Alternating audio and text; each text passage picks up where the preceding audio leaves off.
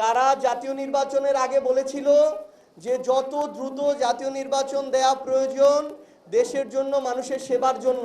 তাহলে এখন তারা সরকার গঠন করেছে, এখন কি মানুষের সেবার প্রয়োজন নেই? 10 মের মধ্যে আমরা এনসিপি থেকে প্রাথমিকভাবে সমর্থিত উপজেলা চেয়ারম্যান পদপ্রার্থী এবং মেয়র পদপ্রার্থীদের তালিকা ঘোষণা করতে পারবো।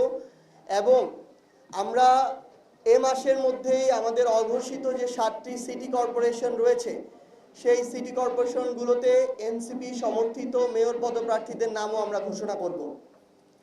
এখন আমরা একটি 11 দলীয় জোটে আছি, বিরোধী দল হিসেবে রাজনীতি করছি, সংসদে ভূমিকা পালন করছি, কিন্তু একই সাথে এনসিপি এককভাবে সাংগঠনিকভাবে রাজনৈতিকভাবে শক্তিশালী হিসেবে গড়ে ওঠার যে প্রক্রিয়া, আমরা সেই প্রক্রিয়াতে কাজ করছি। এবং এ কারণে আমরা এখন এককভাবে প্রত্যেকটি জায়গায় স্থানীয় নির্বাচনে এনসিপির প্রার্থী আমরা ঘোষণা করব।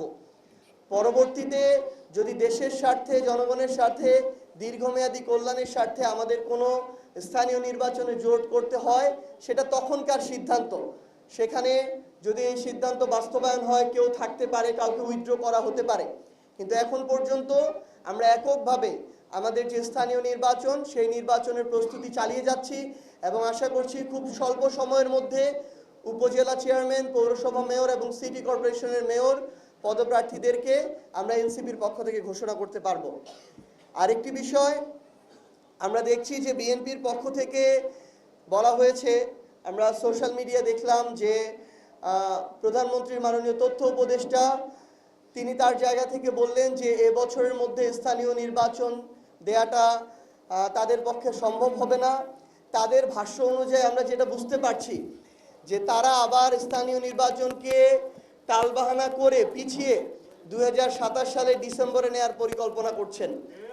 এবং তারা এটা করতে চায়, এর মধ্য দিয়ে তারা ইতিমধ্যেই জেলা পরিষদ এবং সিটি কর্পোরেশনের প্রশাসক দিয়েছে তাদের অযোগ্য, নির্বাচনে পরাজিত যেই ধরনের নেতাকর্মী যারা আছে তাদেরকে দিয়ে তারা এখন জেলা পরিষদ, সিটি কর্পোরেশন পরিচালনা করছে।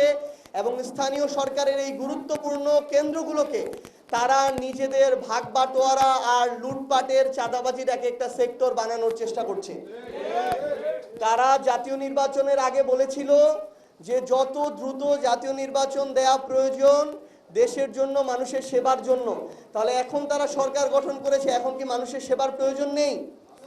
এই উত্তর তাদেরকে দিতে হবে। উপজেলা পর্যায়ে কোনো উপজেলা চেয়ারম্যান এই মুহূর্তে নেই। তারা আবার তাদের পূর্বের ক্ষমতাকে কুক্ষিগত করার যে পায়তারা, সেই পায়তারা শুরু করছে। তাদের আমরা কথা শুনতে পাচ্ছি তারা নাকি উপজেলা পরিষদ বিলুপ্ত করার চেষ্টা করছে। এই ধরনের ক্ষমতাকে কুক্ষিগত করা, তাদের সংখ্যাগরিষ্ঠ এমপিদের মধ্যে দেশের জনগণের সকল অধিকারকে পুঞ্জীভূত করে সেখানে ছড়ি ঘুরানো, এই ধরনের তারা যদি অপশাসন আবার কায়েম করতে চায়, এটা তাদের জন্য হিতে বিপরীত হবে। এই জন্য আমরা তাদেরকে আহ্বান করব অতি দ্রুত সময়ের মধ্যে সিটি কর্পোরেশন এবং উপজেলা ও পৌরসভা নির্বাচন যেন তারা এ বছরের মধ্যেই তাদেরকে দিতে হবে। তারা বিরোধী দল এবং বিরোধী দলীয় জোটকে রাজপথে নামার জন্য সকল ধরনের অপকর্ম এবং অপসিদ্ধান্ত তারা গ্রহণ করবে।